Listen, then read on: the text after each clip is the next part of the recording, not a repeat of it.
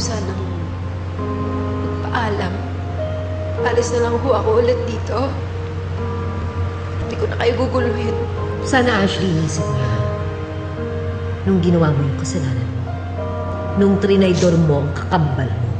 Akala ko ba kahit anong mangyari, hindi natin nahaya na may makasira sa atin dahil magkapatid tayo. Ngayon, magkapatid tayo. Eh, nung nasa tabi mo si Bradley, sumagi man lang ba sa isip mo na yung lalaking kasama ko, yung lalaking nilalandi mo, yung lalaking pinakamamahal ko?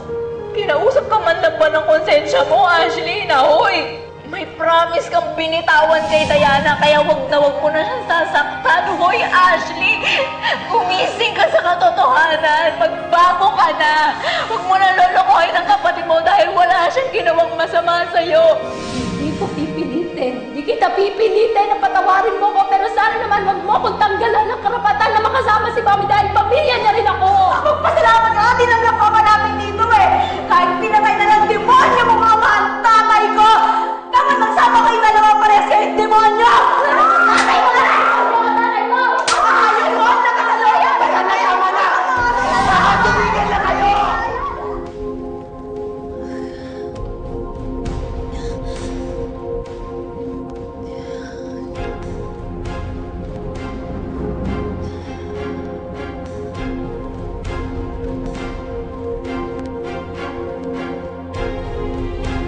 Diyos ko, Manong!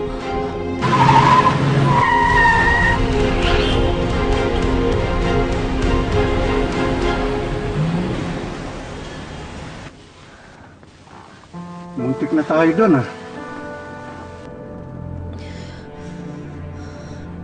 Diyos ko, anak.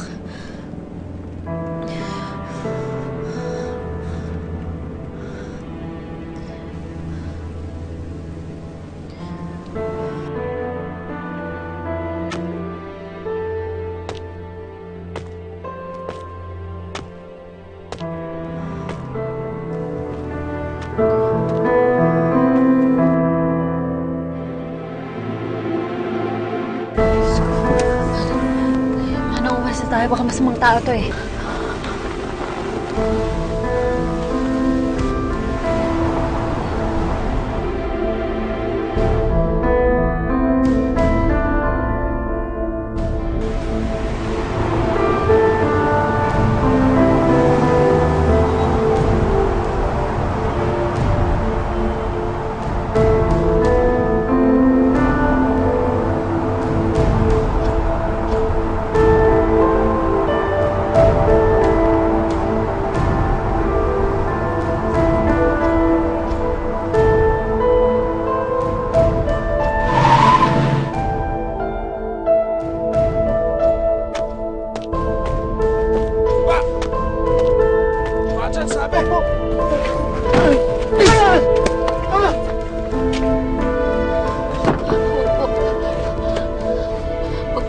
Please, rawan niyo na po, wag po.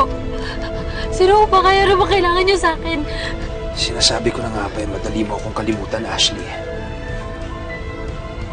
Pero ikaw, ilang beses ko nang inulit sa utak ko kung paano kita bubueltahan.